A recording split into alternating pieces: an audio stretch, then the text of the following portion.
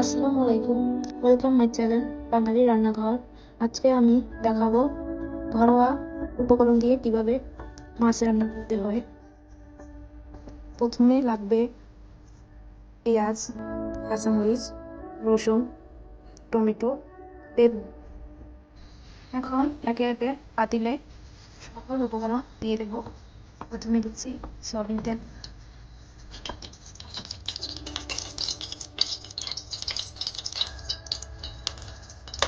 এর ভিতরে দিয়ে দিচ্ছি কাটা পেঁয়াজ,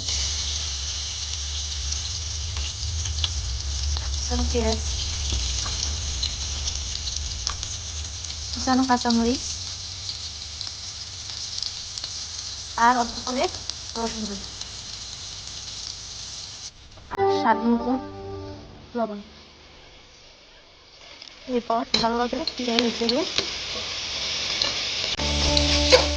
নিতে হবে যতক্ষণ না পেঁয়াজগুলো বাদামি রং বাদামি রং হয়ে গেছে। এখন আমি সামান্য একটু পানি দিব।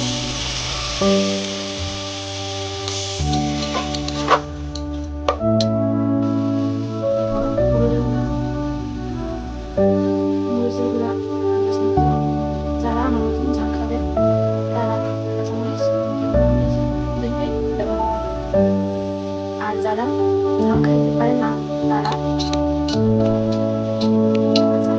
দুইটা দিলেই যথেষ্ট। মরিচটা দিতে হবে, নাহলে কালার আসবে। মাছ দেখতে সুন্দর দিয়ে দেবো ধনিয়া গুঁড়া, যাতে মাছের আসে। যারা পারে না তারা না দিলেও চলবে। এখন অল্প একটু পানি দিব।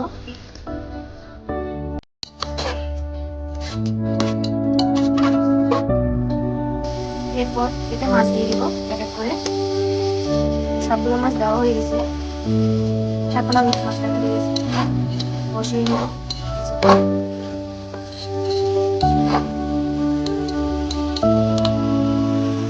মাছ এখন কষানো হয়ে গেছে, কিছুটা পানি দেবো, বেগুনগুলো দিয়ে দেবো। এরপর এর উপরে টমেটোগুলো দিয়ে দেবো।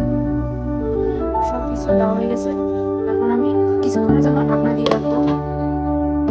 এখন সবার শেষে ধনিয়া পাতা দিয়ে দেবো।